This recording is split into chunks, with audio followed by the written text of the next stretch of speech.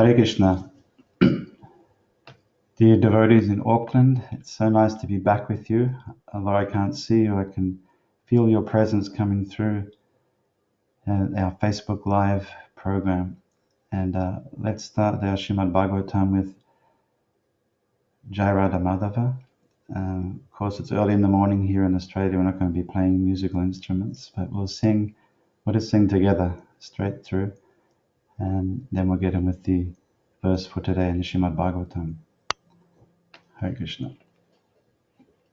Jai Radha Madhava Kunja Bihari Gopi Jana Vallabha Girivardhari Yashodanandana Braja Jana Ranjana Yashodanandana Braja Jana Ranjana Yamuna Tira Vanachari Yamuna Tira Vanachari Jaya Radha Madhava Kunja Bihari Jaya Radha Madhava Kunja Bihari Gopi Jana Vallabha Girivardhari Gopi Jana Vallabha Girivardhari Yashodanandana Braja Jana Ranjana Yashodanandana Braja Jana Ranjana Yamuna Tira Vanachari Yamuna Tira Vanachari Jai Jai Radha Madhava Kunja Bihari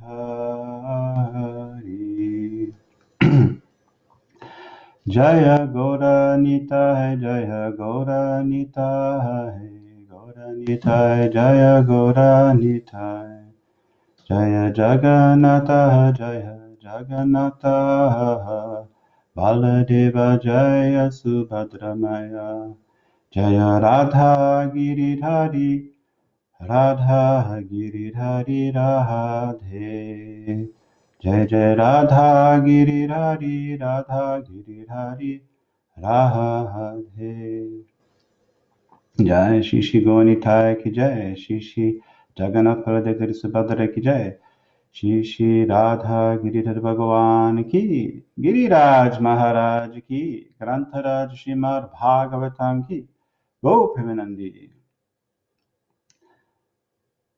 So I'd like to thank all the devotees in Auckland for the kind support and all the prayers and everything, the well wishes that you've sent to us over the last couple of years that have kept me alive and kept me going and supported myself and Chandra Cody. And we very much miss being part of your community. And today we're so happy to be invited by Arjuna to speak today on Srimad Bhagavatam, to share something with you in Srimad Bhagavatam, as we have done so many times in the past on a Sunday morning in Auckland at Shishi Radha Giridhari's lotus feet. It's a very special temple for us, for Chandrakoti and I. And we have very fond memories of our Sangha and association there with all the devotees in Auckland, a very special temple for us in the whole world. So Hare Krishna, and please accept my humble obeisances. Om Namo Bhagavate Vasudevaya. Om Namo Bhagavate Vasudevaya. Om Namo Bhagavate Vasudevaya. We're reading from Srimad Bhagavatam this morning, Canto 3, Chapter 26, The Fundamental Principles of Material Nature. And what an amazing chapter you've been studying in the last weeks or months. We're up to text number 46. So the last couple of months, no doubt, such detailed information about Krishna's material energy, which is very inspiring. And hopefully today we can shed some more light and one of the important aspects of this chapter. We're reading text 47. I hope that's what I put up. And it reads like this. Nabo guna visheshorto yasya touch shrotam uchite. Vayo guna visheshorto yasya tat spashanam viduhu. We're talking about two elements in this section today. That's the element of sound, sense perception of sound and of touch. I'll do the word for word. Nabaguna Visheshaha means the distinctive characteristic of the sky. Nabha. Vishesha means what is the special quality of that particular thing, the special guna of the sky. Nabaha. Artha, the object of sense, the object of perception. Yasya, whose. Tat, that. Shrotram, the auditory sense. Uchite is called. Vayo guna visheshaha. What is the special quality, the vishesha of vayu, of vayho, of air? Artaha, object of perception. The special quality of air is touch. Yasya, whose. Tat, that. Sparshanam, the tactile sense. Viduhu, they know. And here, as in so many of Srila Prabhupada's word-for-word translation, synonyms and his translation, we get this incredible insight into Prabhupada's mastery of the English language, and how he translates words is very, very unique. And the type of translation that Prabhupada presents in his purports, in his Srimad Bhagavatam and Bhagavad Gita, and other Vedic literatures, is a realized translation. Srila Bhaktisiddhanta Saraswati Thakur says there are three different types of, well, there's probably many, but different types of translating from Sanskrit language into vernacular. And one of them is a direct meaning, a literal meaning that is given. And we read that from the scholars that will argue over the exact etymology of a particular word, where it's coming from and how it's formed. And then one of them is a contextual translation, to keep, in order not to break the flow of the text, the translator will contextually translate. And the third one is a realization coming from the heart, tene brahma hida, from within the heart of the devotee. And that is a realization about each of these words, about each of the syllables in Srimad Bhagavatam. So Prabhupada was a master of that realization translation, and very much contextual translation. And therefore we become so inspired to hear Srila Prabhupada's translations, and to relish them, and to unpack them, and to use them as our guiding principles. Okay, so the translation is, the sense whose object of perception is sound is called the auditory sense, and that whose object of perception is touch is called the tactile sense. We have a very small purport this morning, which is often a good thing for me because it keeps me focused. But I'm going to refer back to a previous purport after I finish this sentence, two sentences. Sound is one of the qualifications of the sky, and is the subject matter of hearing. Similarly, touch is the qualification of the air, and is a subject of the touch sensation. Om Agyanatimirandasya Gyananjana Shalakaya Chakshurmilitam Yena Tasmai Sri Gurave Namaha Sri Chaitanya Manobishtam Stapitam Yena Bhutale Swayam Rupa Kadamayam Dadati Svaparantikam Namasreshtam Numapi Sachiputtaramatra Swarupam Rupam Tasya Grajam Uru Purim Maturingo Stavritim Radha Kundagirivaram Hodadika Maravahasam Praktoya Sapatita Kripaya Sri Gurum Tam Natosmi.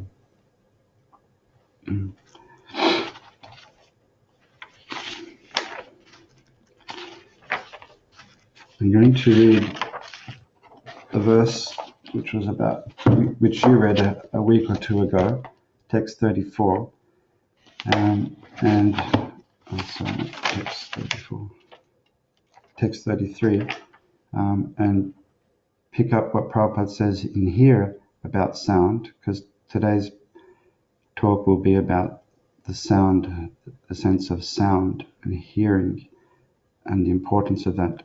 And the first thing I did when I woke up this morning, I thought, well, why don't I include the sense of touch? Because it's such an interesting topic that's not dealt with very often, and sound is dealt with extensively in our literatures and in our presentations. So unfortunately, I didn't prepare anything on touch, but I might refer to a few things that come up along the way, because Krishna consciousness is a very sensual experience, as you know. And Narada Muni explains that by engaging our senses in the service of the master of the senses, Rishikesha, then we become free from the upadis, from our false bodily designations, and that the senses become purified. And that is one of the essential, the hinge points of Krishna consciousness, is the purification of the senses by engaging the senses in service of Krishna. So there's so much to say on all of the senses, but particularly today we're talking about sound. And so I wanted to read this verse. The persons who are learned, the translation, and who have true knowledge, I'm going back to text 33, define sound as that which conveys the idea of an object, indicates presence of a speaker, screened from our view, and constitutes a subtle form of ether. We're getting a sense now, as we hear this chapter in the Bhagavatam, how detailed the knowledge is that we're receiving in Bhagavatam. We receive knowledge of the Paravidya, which is the Supreme Personality of Godhead, and his pastimes and activities and characteristics, his form, his paraphernalia. But we also receive so much information and details about what this material world is, and how the living entity interacts with this material world. And so it's a very comprehensive and coherent text. Let's hear what Prabhupada says about sound. It is very clear herein that as soon as we speak of hearing, there must be a speaker. Without a speaker, there is no question of hearing. Therefore, the Vedic knowledge, which is known as Shruti, or that which is received by hearing, is also called Aparusha. Aparusha means not spoken by any person materially created. It is stated in the beginning of Srimad Bhagavatam, Tene Brahma Rida, the sound of Brahman, or Veda, was impregnated into the heart of Brahma, the original learned man, Adi Kavaye. How did he become learned? Whenever there is learning, there must be a speaker and the process of hearing. But Brahma was the first created being. Who spoke to him? Since no one was there, who was the spiritual master to give knowledge? He was the only living creature. Therefore, the Vedic knowledge was imparted within his heart by the Supreme Personality of Godhead, who is seated within everyone as Paramatma. Vedic knowledge is understood to be spoken by the Supreme Lord, and therefore it is free from the defects of material understanding. Material understanding is defective. If we hear something from a conditioned soul, it is full of defects. All material and mundane information is tainted by illusion, error, cheating, and imperfection of the senses. Because Vedic knowledge was imparted by the Supreme Lord, who is transcendental to material creation, it is perfect. If we receive that Vedic knowledge from Brahma in disciplic succession, then we receive perfect knowledge. And one more paragraph to wrap this up on sound. Every word we hear has a meaning behind it. As soon as we hear the word water, there is a substance, water, behind the word. Similarly, as soon as we hear the word God, there is a meaning to it. If we receive that meaning and explanation of God from God himself, then it is perfect. But if we speculate about the meaning of God, it is imperfect. Bhagavad Gita, which is the science of God, is spoken by the personality of Godhead himself. This is perfect knowledge. Mental speculators or so-called philosophers who are researching what is actually God will never understand the nature of God. The science of God has to be understood in disciplic succession from Brahma, who was first instructed about the knowledge of God by God himself. We can understand the knowledge of God by hearing Bhagavad Gita from a person authorized in the disciplic succession.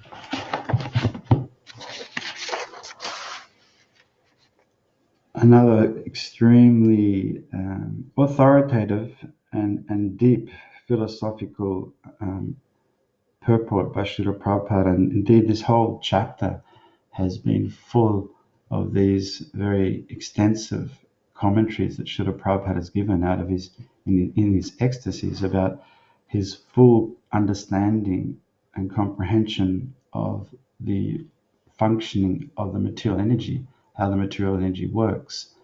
And therefore it's said that a devotee who knows Krishna, he knows everything there is to be. If we look in the Bhagavad Gita, there is five subject matters of the Gita, that this Prakriti, material nature, is one of those five subjects, and it's extensively dealt with in the Gita itself, in many, many places, and particularly in terms of sound, and particularly in terms of all of the senses and the sense objects. We get detailed information of the hierarchy of the senses. We have detailed information of how to utilize the senses. We get detailed information and instruction on the proper use of the senses and the improper use of the senses, and what this material energy, how the material energy works, Maya Dyakshina Prakriti, that this material energy is Krishna's energy. And when we learn to see the material energy as Krishna's energy, and we connect with the material energy as an emanation from Krishna, and engage that back in his service as an arpanam, then we begin the process of purification. We begin to acknowledge that there is a higher source, a higher being. And that's where I'd like to enter into this discussion of this acknowledging that there is a higher being or a higher purpose. And all religions have this concept. In one sense, that's the universal presentation of religion, is that God is great. God is the manifester of the universe, the creator of the universe, Allah Akbar, or our Almighty Lord Jesus Christ. And whatever religion we connect with, we will hear how God is great. But in the Srimad Bhagavatam, and this is not just to say that we're the greatest and everyone else is useless, because they're not useless, but in the Srimad Bhagavatam, we have so much detail in the Bhagavad Gita, minute detail about how God is great. How is God such an amazing personality? We read about the majesty of God, about the intimacy of God, both aspects of the expansive nature of God's creation, and how intricate and how detailed and how comprehensive that is. And we hear about the very personal touch of the Supreme Lord, how Krishna embraced his devotees, how he embraces Sudama Vipra. Sudama Vipra is returning home from Dwarka, and he's contemplating on his exchange with his old Gurukul friend Krishna in Dwarka, and he's thinking, how is it that I'm such a poor person? I'm such a wretch of a soul. He's thinking himself in humility, that Krishna greeted me with such affection and so much reverence, and offered me arti, and set me on his bed, and had his chief wife, fan me, and he bathed my feet, and he offered lamps and incense and sweets and so many kind words, and he embraced me. How is it that Bahubhyam Paririmbataha, that he's thinking that I'm just a poor Brahmana, I'm a wretched soul, and Krishna has given me so much affection, so much love by this touch, by his embrace. So we hear that is something that is really outstanding. Krishna does cover it within our Vedic literatures, particularly within the Gaudiya Vaishnava literature, is that the emphasis and that focus on the personality of Godhead, the exchange of the personality of Godhead. We all might read that however we engage with Krishna, Krishna will reciprocate. Ye yata mam parapadyante. But in Krishna consciousness, in our Gaudiya Vaishnava literature, we get realization about what that reciprocation looks like and how that reciprocation can be instigated. And therefore, Prabhupada's first mission in Krishna consciousness is to systematically teach this knowledge of God, the extensive knowledge of Krishna consciousness, and to provide this technique for society at large, technique on how to engage, technique on how to exchange, how to interact with God, how to interact with God's energies, how to interact with the material energy. And then when we learn that, it says that we engage in his devotional service. That is the kind of classic seed sloka of Bhagavad Gita, isn't it? That when you understand the expansive nature of Krishna's energy, that everything comes from Krishna, that nothing's separated from Krishna. The material world comes from Krishna, the spiritual world comes from Krishna, and all the intricate details of that creation is all a pastime or lila of Krishna. Then it says that the wise man engage in devotional service, and they worship me with all their hearts. Buddha Bhava Samanvitaha. So, and that is the purpose of transcendental knowledge. It's to develop our attraction for devotional service, our attachment for bhakti. Here we're hearing Kapila Dev explain these amazing details. And who better to explain that than the Supreme Personality of Godhead himself in this form of the perfected being. Bhagavad Gita says that Siddhanam, of all the perfect beings, Kapilo Asmi, I am Kapila, the most perfected being that came to earth, to explain to Devahuti and to all conditioned souls that connect with the Srimad Bhagavatam, or devotees that connect with the Srimad Bhagavatam, about this Sankhya philosophy, the detailed explanation. And the ultimate conclusion of Sankhya is bhakti.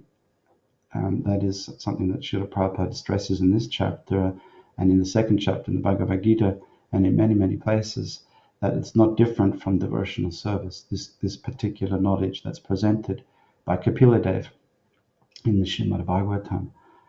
And we hear in Bhagavad Gita that this sound, getting back to our sound topic, is that Shabda Ke Purusham Drishu. In the seventh chapter, we hear that here's the sound in ether, that is Krishna. When we hear sound, sometimes you might have been in some tropical countries like in Malaysia or in Mayapur in India, and you hear the crack of the thunder, and it's heart-wrenching. It's like the end of the world, and anybody would become sort of moved emotionally, frightened or scared by the sound, the tumultuous sound of the thunder. And that is a representation of Krishna in one particular form, Shabde Ke, Purusham Drisham, the ability in man. And in the 10th chapter, one of my favorite chapters in the Gita, because it describes so many Krishna's presenting the material elements, material world and his creation and devotees as representations of him.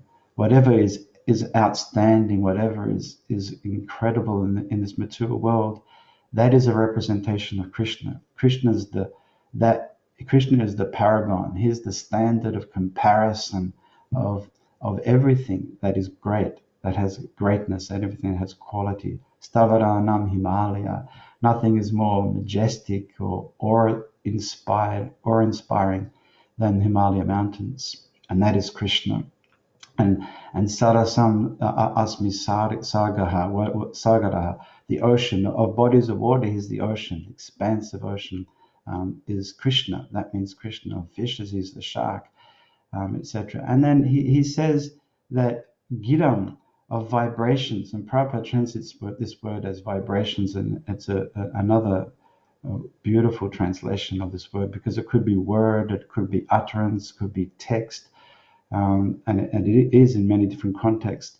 But here in this flow of Prabhupada's ecstatic translation of the Bhagavad Gita, he's saying that Giram Asmyakam Aksharam. Of vibrations, here's the Aksharam, the one syllable pranava mantra, Om. That is Krishna. The Hare, and Prabhupada explains that Om is non-different from Hare Krishna. So in many places in the Gita, we're hearing that this Krishna, we hear about the material energy, the elements of the material energy, and how they represent Krishna. I mean, recently I was just outside. I'd been in self-isolation. I just made it back from Mayapur, and we were greeted by a rather hostile immigration officers who sent us into isolation for 2 weeks, and rightly so, as a response to the pandemic, COVID pandemic. And we spent 2 weeks in our house, as you are in New Zealand, like stuck in isolation. But what an opportunity for devotees to not have to have these social responsibilities and obligations and so many things when you get back, etc. To ground ourselves and to dive into our bhakti, into our sadhana bhakti, and to increase our chanting, to increase our reading. So much opportunity because there's such little, so many less obligations. And I think many of you are probably enjoying that. I know so many people are reading more now, or friends of mine, family members, they're learning a language, or they're studying different things that they'd never studied before because they can't go to work and they can't do normal things. So they're enjoying life on a different level. And for a devotee, it's a real blessing in disguise. Of course, it's distressful and it's difficult, and we all have to face so many adjustments to our daily life and to our emotional state and emotional well-being and physical well-being. But there is the silver lining on the cloud is that we have so much to engage with in our lockdown, in our bhajan kutyas, and to learn, so much to learn. It's unlimited, and therefore we've kind of been enjoying it in a little way. Not that we enjoy the suffering of others. We feel for the inconveniences and for those who have lost loved ones, or who have been affected by it. But it's a great opportunity to connect with our spiritual sadhana, our practices. And that's something that we've been relishing and reading Srimad Bhagavatam with more care and attention, I guess, with more time to read and to dive deeper into it and to chant the holy name, connect with that. Because the Bhagavatam is Brahma Samhita, Puranam Brahma Samhitam. It's a sound incarnation of Krishna. It's a sound representation of the Supreme Lord. And that sound is something that liberates the devotee. Recently, for the Ram Navami festival, we were here, of course, in isolation, and we read the chapter that Ramchandra rules the world in the 9th canto of Bhagavatam. And there we came across a verse that obviously we'd read many times in so many Ram Navamis over the years and different times in reading the 9th canto. But we came across this verse that says that those who give oral reception to this pastime of Lord Ramchandra, Purusho Ramacharitam, that they hear Shravanai Upadiyama, who give oral reception to hear about Lord Ramchandra, his pastimes and activities. And then something really interesting comes up next. Anirishamsya Parorajan, that they become free from the disease of envying other living entities by hearing about the pastimes and activities of Lord Ramchandra. That's a special boon or a special benediction that's given to those who hear Ram Katha.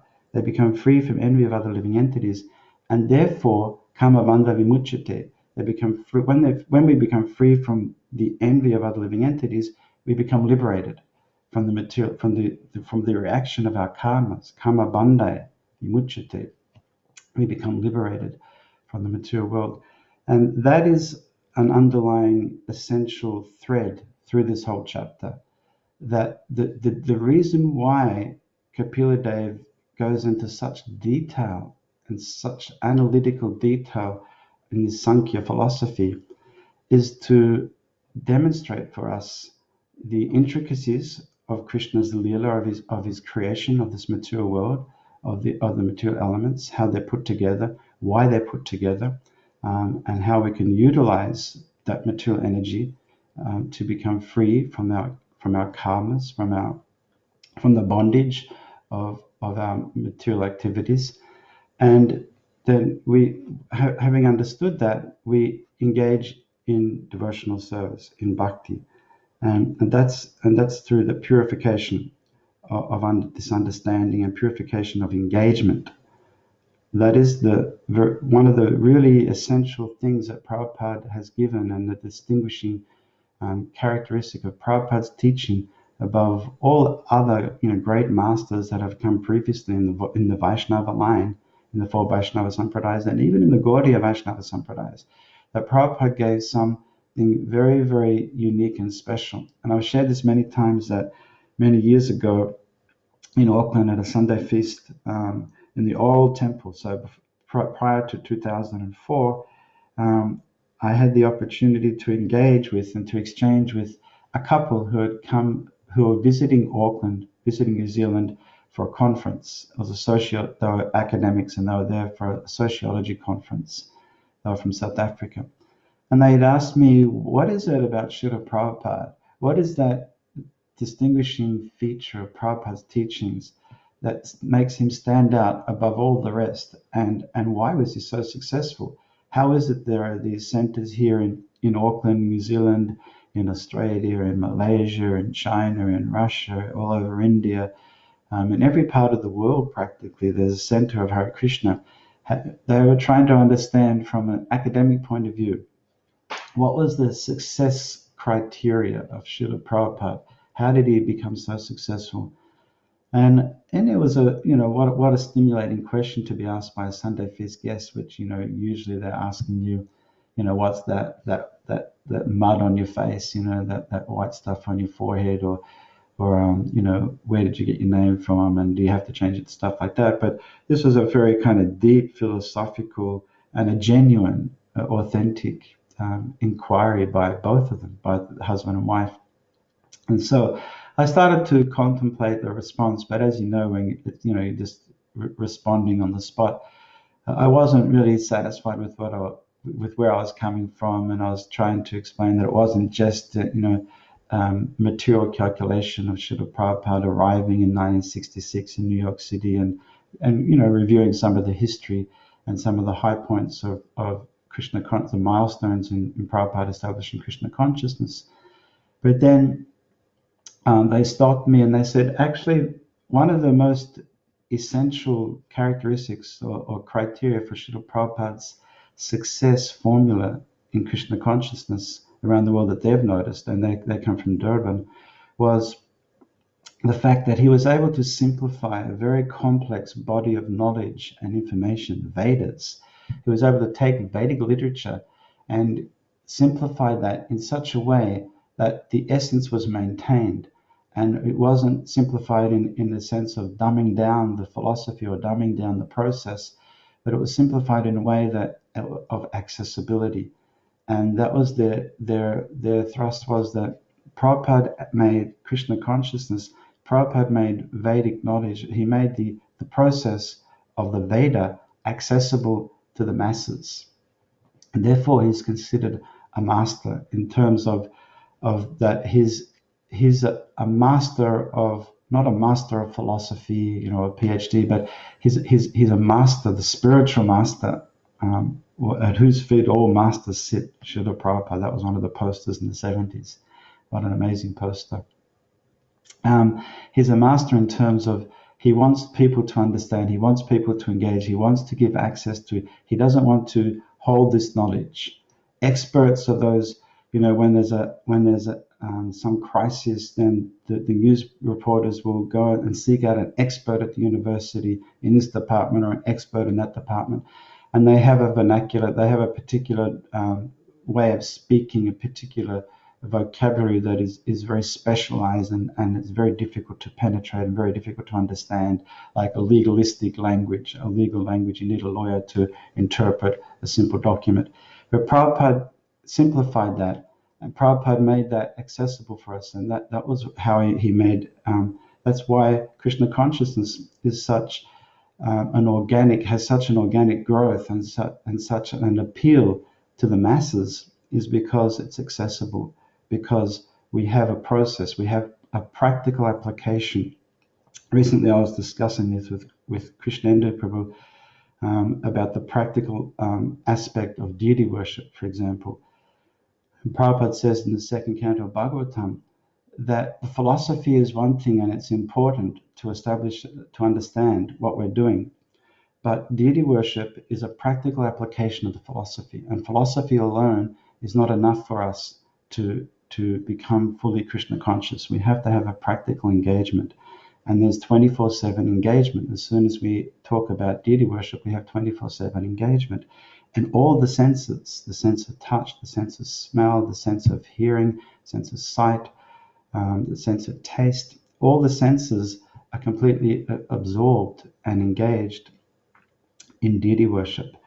And so that's something that is something really special about Prabhupada and Prabhupada's presentation, that he gave access to this incredible detailed information of Sankhya philosophy, of the philosophy of the creation of the universe, of the maintenance of the universe, of the application of the material universe, how we can apply ourselves to the universe, connect with the universe. And he used a very attractive language, a language of that people could all relate to, and he used many wonderful analogies for us to understand this complex and sometimes esoteric knowledge of the Vedas. So back to the senses, back to sound, and it's such an all-encompassing topic, and it can be tackled from so many different angles, and I'm sure you're thinking about how you would present this particular topic on sound and the senses, and it is a great meditation for us. When Krishna Balaram entered into the forest of the Nukasura Talavan, when at the beginning of that pastime, there's a wonderful description. At the beginning of many of the pastimes in the 10th canto, we hear this inspiration from Parikshit Maharaj. He's encouraging and inspiring Sukadev to speak more and more about Krishna and his pastimes and his activities and his interaction with the devotees. And here, before they're going to the Talavan, Krishna and Balaram are entering the forest. There's a beautiful description of the forest and how the forest is reciprocating with Krishna, with all of the senses of Krishna. He sees a beautiful forest scene, and it's so satisfying to see what the vision of the forest, the lakes and the lotuses and the lilies and the animals and the birds and the bees and the flowers, and it's very, very attractive and enticing for Krishna and Balaram, and the forest is serving them in that way. And they can feel the cool breezes coming from the forest, the gentle breezes, and that's satisfying the sense of touch. And that cool breeze is carrying the fragrance, the sweet fragrance of the lotuses in the pond, in the ponds, in the forest, in the kundas.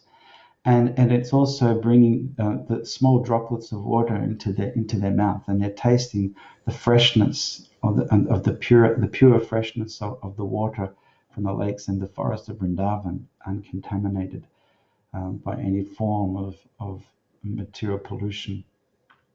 And they're hearing the birds and the bees humming, and the beautiful sounds of different animals in the distance in the forest.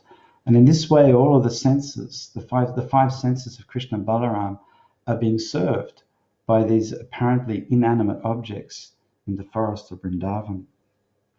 And it's time and time again we read this in the Bhagavatam, and not just in the 10th canto, but throughout the Bhagavatam, of how this whole sense of Krishna's creation is designed. It's part of it's an expansion of Krishna's Audharya or Karuna, of his mercy. He's giving this mercy or the compassion, his compassion on the conditioned soul, who wants to come to this material world to lord it over the material nature. Krishna is giving the material nature, and he's giving instruction on how to use this material nature to get free from the entanglement of the material nature. And that's what this chapter is teaching us, how to become purified, to come to this sattva guna state, or sura sattva, Vasudeva stage, where we can understand Krishna, we can understand the living entity, we can understand the material nature, we can understand the karma and how it works, the intricacies, and how it's all set in place by the kala factor of time. I wanted to focus a little bit now on this introduction to the chapter of, I think it's Trinavata, the Trinavata chapter in the 10th canto of Bhagavatam. And I've referred to this chapter many times. The good thing about giving class after 3 years, nobody can remember the last class I gave.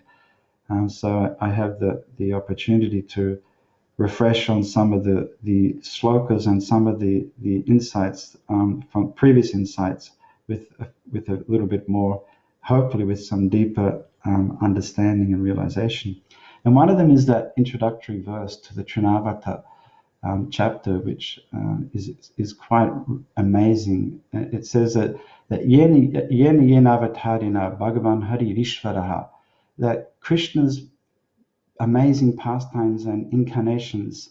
And remember at the beginning, in the first canto of Bhagavatam, one of the questions by the sages is, tell us about the different incarnations, the avatars of Krishna, and tell us about Krishna as the Devaki Sutta, who the son of Devaki, the son of Nanda Maharaj, the son of Maharaj of Vasudeva, and the son of Nanda Maharaj, Nanda Sutta, Yashoda Nandana. Tell us about the intricate pastimes of Krishna and about his avatars. It's two questions.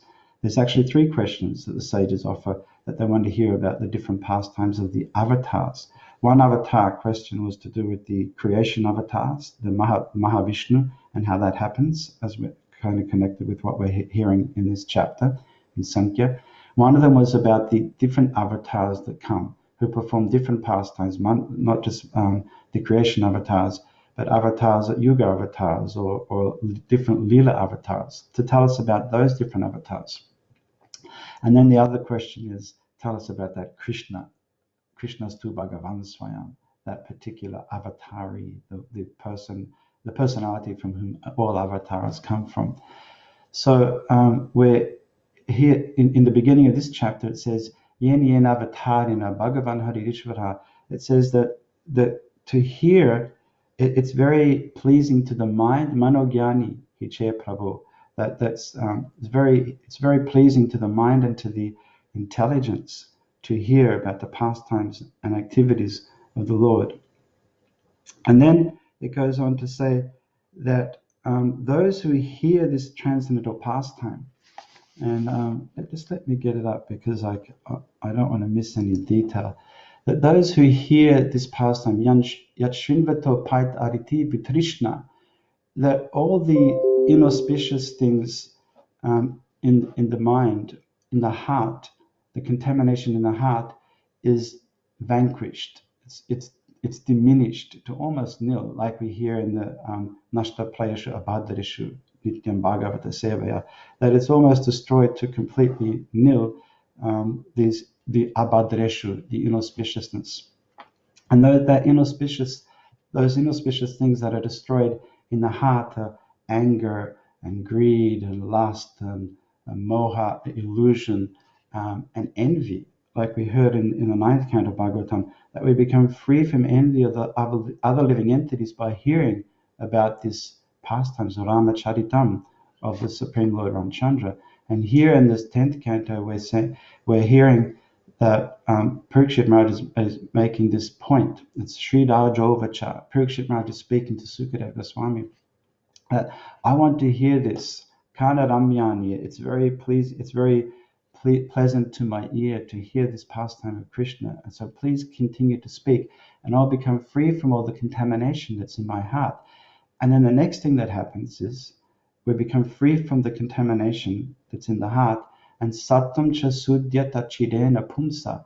And very quickly we develop this sattva guna. Very quickly we develop vishuddha sattva. By hearing these pastimes and activities of Krishna, we hear this, and we become free from the malice in the heart and envy and anger, and because we're transcending the modes of nature, we're becoming free from the bodily identification. By hearing the glorification of Krishna, we become free from our ahankara, free from the false identification of the material body, that I'm this body, aham mameti, and we start to understand that this body is a network of senses that are leading to a gateway of hell, but we can, when we engage in service to the Mahatmas, Mahatsevam Dvaram, Ahovi Mukte, we become liberated when we engage our senses as an Arpanam, and therefore we're encouraged throughout the Gita, we're encouraged throughout Bhagavatam, Chaitanya Charitamrita, to use the senses to hear the sound vibration of Krishna Katha, and to not only to hear it, but to chant it. When we hear it, we contemplate it, we memorize it, and we chant it. We don't memorize it necessarily word for word. We don't have to memorize it necessarily word for word, but we contemplate it. And in that contemplation, it becomes realized. And we continue to go over that in that contemplation. We continue to go back to that and to hear Damodar Ashtakam, to hear the pastime of Mother Yashoda binding Damodar, to hear the pastime of Krishna, particularly the childhood pastimes. And this is a point that's made in this commentary of this particular verse in the Bhagavatam, that the many avatars, the Lila avatars, are very wonderful, and they perform incredible pastimes and activities. And we've had the opportunity recently working with a non-devotee as a project manager in our Bhakti Learning, and she's very interested in the stories that we're writing and that we're presenting, the activities that we're making for these stories. And she wants to know detailed information about these different avatars. This Nrsingadev, how do you explain to kind of a sophisticated, intelligent young woman about Lord Nrsingadev, half man, half lion, or the Matsya avatar? And she's genuinely very inquisitive. And so myself and Chandra Kodi, we spend some time every now and then, a couple of times a week, explaining different avatars to this person, this intelligent young woman who's not a devotee and doesn't have hasn't had much connection with devotees in the past. So it's very attractive and very interesting to hear. But the pastime of Krishna, the pastime of baby Krishna particularly, Krishna is a childhood pastime, has a special quality and a special quality and a capacity to remove the impurities in the heart. And Bhaktisiddhanta Saraswati Thakur mentioned that in public we wouldn't necessarily be discussing and talking about the Rasa Lila or Krishna's intimate pastimes or other pastimes of Krishna, but he said for public presentation, Krishna's childhood pastimes are appropriate. And so that in many aspects, these childhood pastimes, these first Krishna's pastimes in the 10th canto, have so much, they provide us with so many benefits, so much amazing detail and attractive qualities that we hear of Krishna that we can relate to as a baby, as a child, as a human being. Krishna comes in the material world and he appears to be human. It said that about Lord Ramchandra too. He appears to be human, he appears to be a monarch, he appears to be a kshatriya, but he's only playing a lila. And so Krishna also, he's fighting with his brother and he's fighting with his cowherd friends, and he's stealing butter, and he's doing all these different, he's engaging in all these activities that appear to be human, and they are human activities, but he's not conditioned by them, and he doesn't have to do those things. He's doing them as a lila to attract the devotees, to reciprocate with the devotees. And that brings us to a higher platform of appreciation, a deeper platform of appreciation, and we use the term gratitude for the Supreme Personality of Godhead. And then that verse goes on to say, Satam chisudyet achidena pumsa bhakti harotat purushe chasakyam. Three things come from this hearing of the pastimes of Krishna, from this sound vibration, this Puranam Brahma Samhitam, from the sound vibration of this incarnation, the sound vibration of Krishna. Three things come. And one of the first thing that comes is an attraction. We become attracted to Krishna because we're hearing about him. Just like the wives of the proud Vedic Brahmanas, they were spontaneously reciprocated with the cowherd boys and approached Krishna in the forests of Vrindavan with baskets of all types of foodstuffs because they had a natural love and affection for Krishna by hearing. They'd never seen Krishna, even though they lived in Vrindavan. They lived in between Govardhan Hill and Mathura, somewhere in the middle there, where Krishna was going to, where he reciprocated with them on the bank of the Yamuna, and where he stayed, and where the Govardhan Lila begins, in that village. So it's the wives of the Brahmanas, having heard of Krishna, they developed love for Krishna without seeing Krishna. And that was the instruction Krishna gave to them. When they wanted to stay in the forest, and they said that they'll stay in the forest, they don't need to, they're staying in the forest to compete with the gopis. They said that we'll stay in the forest just as the Vana Devatas, just as we'll just stay in the forest to observe what you do and to pick up the tulsi leaves that have been discarded from your lotus feet. We don't want the fresh one. We'll just take the old ones, and we'll just take the dust where you have walked on the land, on the earth of Braj. We'll take that Brajadaj on our head. But Krishna said, no, you can't stay here because it's against your caste. You can't stay here. It's against your social responsibilities. You have husbands and family members, children and parents to look after. So you have to go back so your husbands can finish their yajna.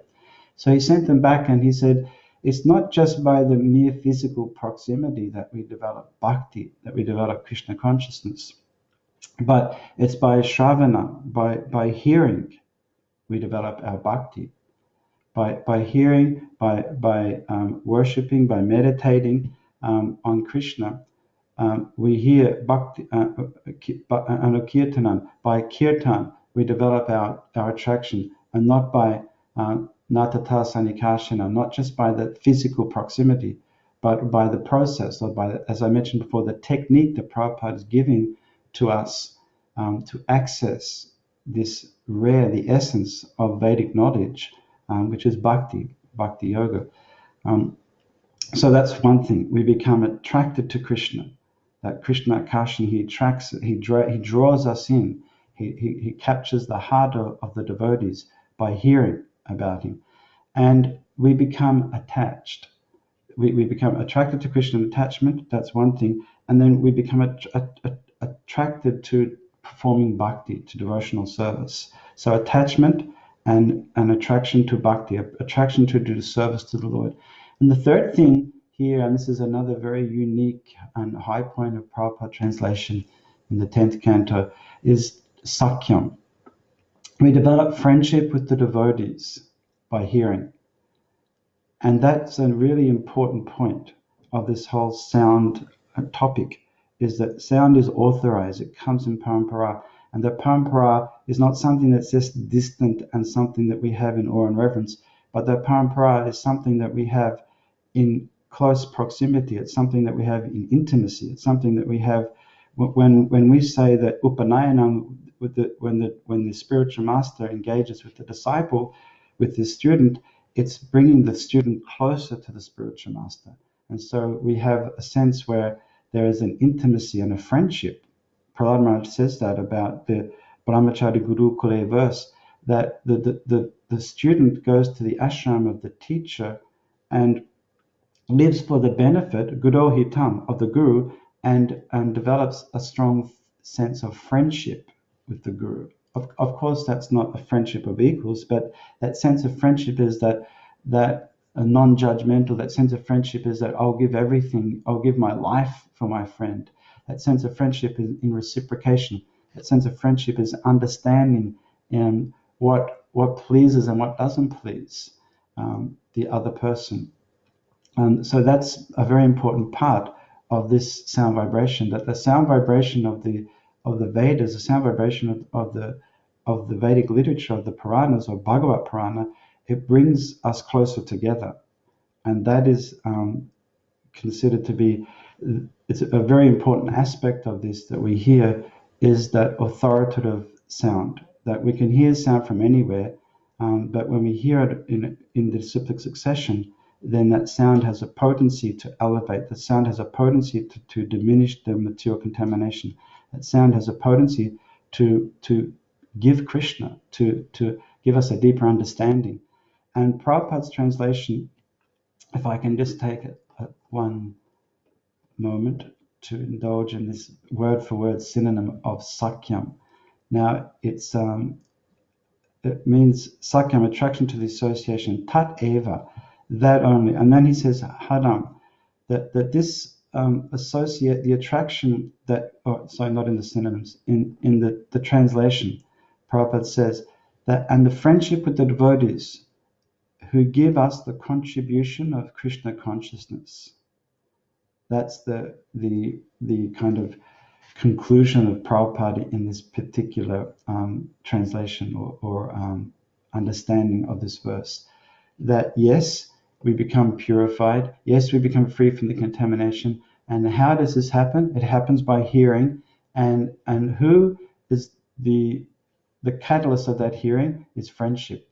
The friendship of the devotees give the contribution of Krishna consciousness.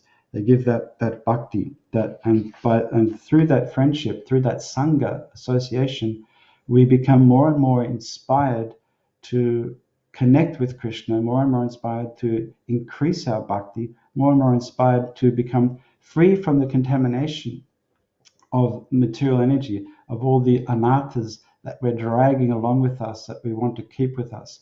And I'd like to wrap it up now with a meditation on a very wonderful verse from the Gita that gives us some insight, that provides us a practical tool, I would say, for becoming free from bad association or false association, or free from the association that will keep us bound to the material world, that will keep us in mundane consciousness and consciousness. So that is a dhyato vishaya pumsam sangas teshu pajayate verse. That what we contemplate on, that's what we become.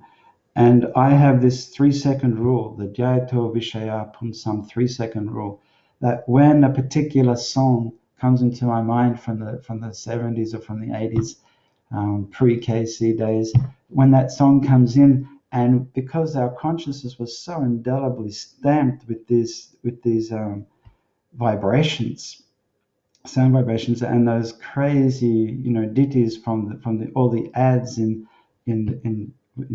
our pre-teen days, in our young childhood days, that are still somewhere there and back in the deep recesses of our consciousness, in our mind, that we can start to remove them gradually. It's a gradual process, but we can remove them.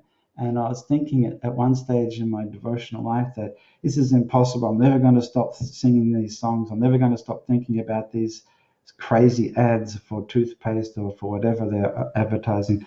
They just keep coming back into my mind. Something triggers them. But this process is the key. This is the answer. That this yat shinvatam paita achidena pungsa.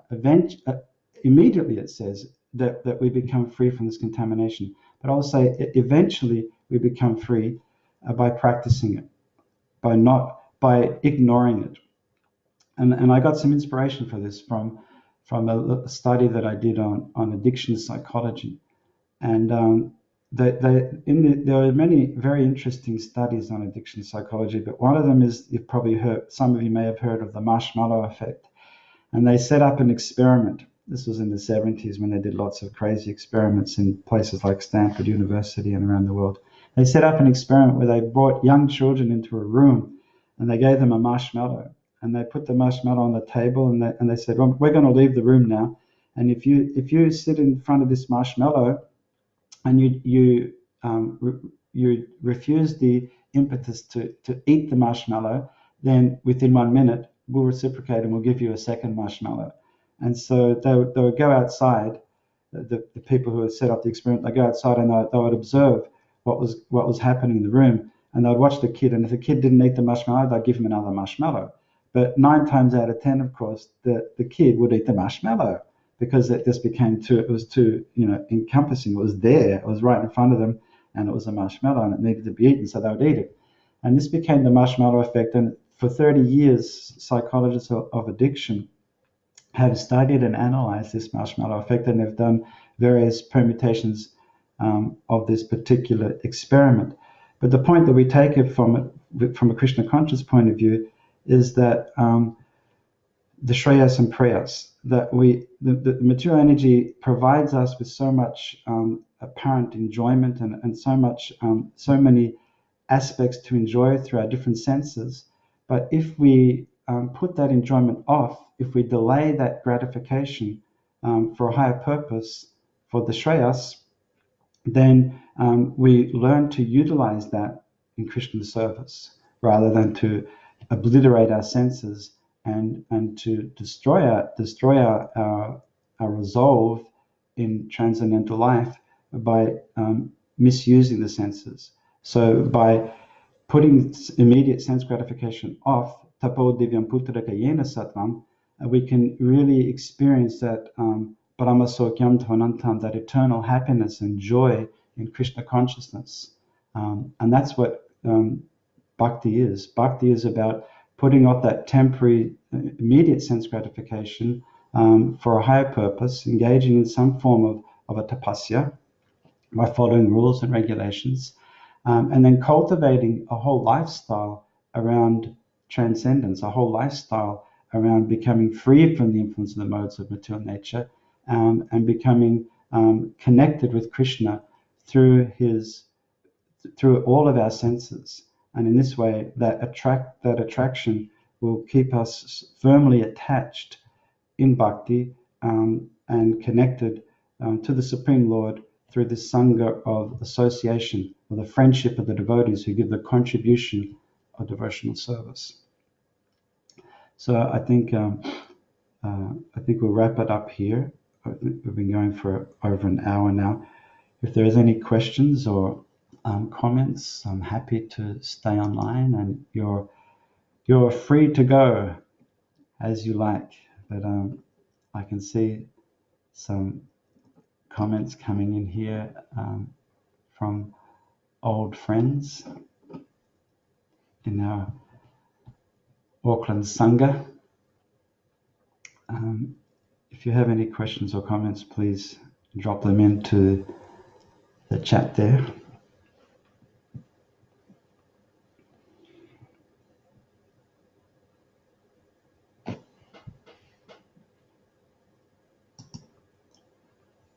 Okay.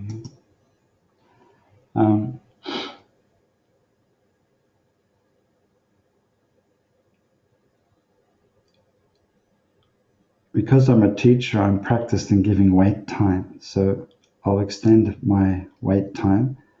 And while I'm giving that wait time, I'll just share with you something really nice that I read from the Chaitanya Charitamrita recently.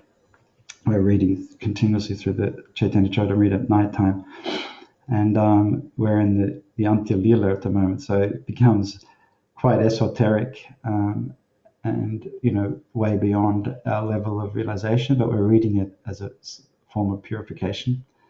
And there's a beautiful section there where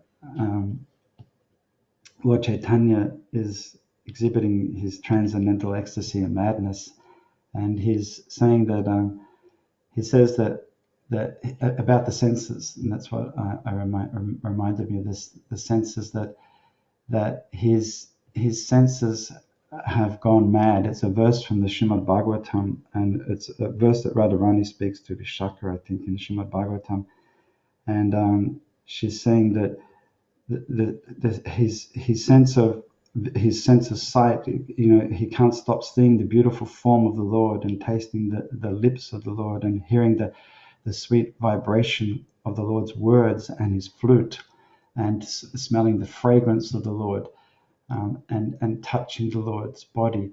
And so he's saying that those five senses, they're riding on the single horse of the mind, and surely that they're going to destroy the horse, because those senses want to go in five different directions, and the horse can't go in five directions. So they're asking the mind.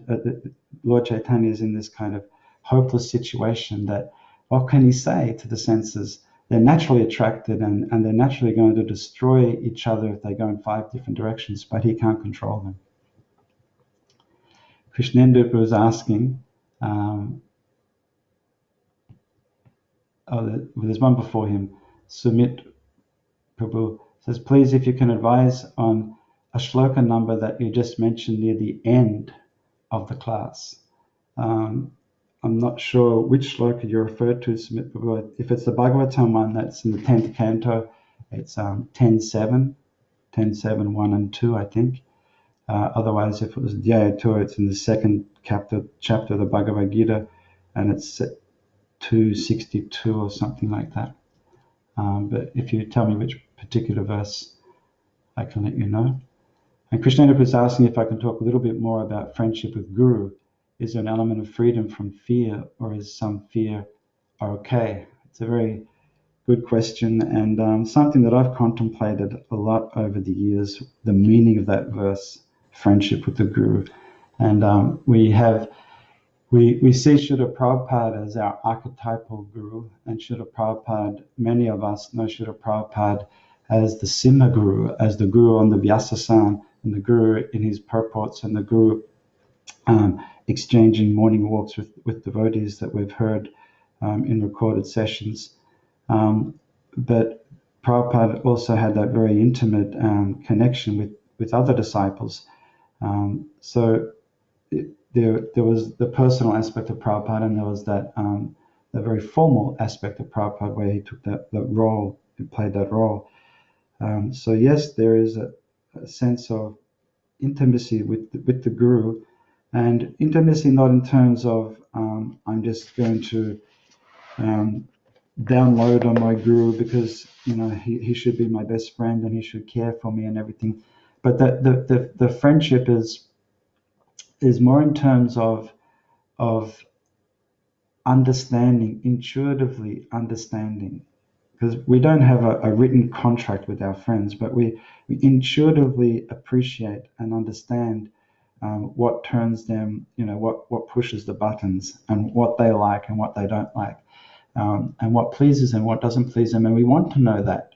We want to know what is pleasing, because if we satisfy the Guru, if we satisfy our authorities, then that sets up the whole chain of reciprocation, and the spiritual master becomes obliged, or the spiritual master becomes inclined, even obliged. Prabhupada says in the Bhagavatam, where Parikshit Maharaj was greeting all of the different exalted members of the universe that came to hear the Srimad Bhagavatam on the bank of the Ganga, when Parikshit Maharaj was about to leave, he was hearing from Sukadeva Goswami. He offered obeisances, and Prabhupada said this is a very important part of devotional service, because when the junior person offers respect to the senior, to the authority, then that naturally obliges them to reciprocate, and to reciprocate with affection, to reciprocate with knowledge, to reciprocate with guidance and nurture. Is there an element of freedom from fear? I would say definitely there's an element of freedom from fear in that relationship with the spiritual master and with Krishna, because that sense of fear is something that's kind of innately a part of our kind of Judeo-Christian understanding of religion, that God Almighty, Allah Akbar, that God Almighty is something very distant and something old and something unapproachable. But we have such a personal connection with Krishna through our philosophy, through our pastimes, and through the example of the devotees. One last point here is that Krishnadas Kaviraj Goswami in the Chaitanya Charitamrita says that no philosophy, no other scripture has been presented like the scriptures that explain the pastimes of Chaitanya Mahaprabhu, because they're describing something that no other God has ever done, and that is to manifest this exalted transcendental symptoms of the highest love of Godhead. And we haven't seen that ever before. So that personal aspect and developing love for Krishna is something which is very important for us. Bhuri Bhoja Prabhu, Hare Krishna, you mentioned about, he's asking me, you mentioned about delaying our impulse or indulgent sense gratification. We may be able to do that for a while, but those urges pop up again and confront us. So my question is, those old impulses come back and haunt us. And this is a Seymour quote, question. Come back and haunt us. How do we bring them back and control them in bhakti? Yeah, very good question. And Lord Chaitanya Mahaprabhu, his quandary is, what am I going to do with these five senses? They're going all over the place, and they're going all over the place in love of Godhead, and he'll control them. Krishna will control them. But our senses are going all over the place, and it's not for love of Godhead, unfortunately. They're going all over the place on the single horse of the mind, because the mind is not directed by good intelligence. And so therefore we need to sharpen our intelligence and sharpen our discriminatory factor. And so when that comes back, that's my Dhyayato Vishaya Pumsam 3-second test, is that don't give the mind an inch. Don't give it 3 seconds, because if we give 3 seconds, it'll take 6, and if we give it 6, it'll take a minute. So before we know it, we'll be completely absorbed and indulging in thoughts and ultimately in activities that may appear not very significant or not very harmful, but can become very, very distracting from our bhakti. So to control them, to bring them back, we have the mantra, we have the technology, and that technology is the mantra, is the sound vibration. The sound keeps us bound in the material world, and the sound will liberate us from the material world. So take time out to chant, take time out to introspect on our chanting, take time out to cultivate a deeper appreciation for the holy name, for the sound incarnation of Krishna, to approach the holy name as a sound incarnation of the Lord, and do our deity worship to the holy name, to the sound. We're offering our sound, our deity worship to the sound. And Trivika, I hope that helps somewhat, Bhurubajapu. Trivikampu is asking, can I illuminate on the importance of performing devotional service according to one's nature? And that's been a recurring theme over the years in our presentations and discussions in Bhagavatam classes and personal discussions with devotees, engaging according to one's nature. And it's such an important thing, because if we engage in Krishna consciousness according to our nature, and we don't deny our nature, more importantly, that we don't suppress our nature in Krishna consciousness, then we can develop a much more spontaneous and a much more natural connection with bhakti, with Krishna consciousness. Because if we're acting against our nature, if we're acting against our nature, it's difficult for it to become automatic. It's difficult for it to become spontaneous. So, having said that, in the beginning of bhakti, in the beginning of our Krishna consciousness, we we don't know what our nature is generally, and we come with so many confused ideas and of who we are, of our identity, that we have a very practical program of engaging in menial service. And we don't want to stop menial service as we develop our Krishna consciousness, as we develop our bhakti, but that menial service is such an important aspect of understanding our nature. And therefore, the spiritual master and even our first authorities who are spiritual masters. I remember my first temple presidents in Melbourne, and when I went to Perth as a very young devotee, the temple president was like Krishna for me, more than the spiritual master. He was the Krishna manifest in the temple, and whatever he said, we just did. That's how high we jumped, according to what the authority said. And we did everything from pot washing and cleaning and whatever we had to do. And that was a really important part of understanding and connecting with our nature, was to do these menial tasks. And we continue to do that. But eventually, when we develop some kind of a routine and steadiness in our devotional service, we'll naturally see that our propensity, our particular swadharma, becomes more and more realized and more obvious. And we naturally fall into engaging service according to that nature. It seems to be a natural progression in our development of our consciousness, is understanding our nature, understanding our conditioned nature. It may not be our eternal constitutional position, but understanding our conditional nature and how to utilize our conditional nature in service to develop our constitutional nature, our spiritual identity, as opposed to our material identity. But yeah, it's in stages, and it's not a one size cookie cutter response, but it's according to the stage of our development in our consciousness, in our bhakti, that we become more and more aware of who we are, and become free from our crazy identity crisis in our contaminated conditioned life. And then we understand how we can utilize our nature in Krishna service for that, to become free from that nature.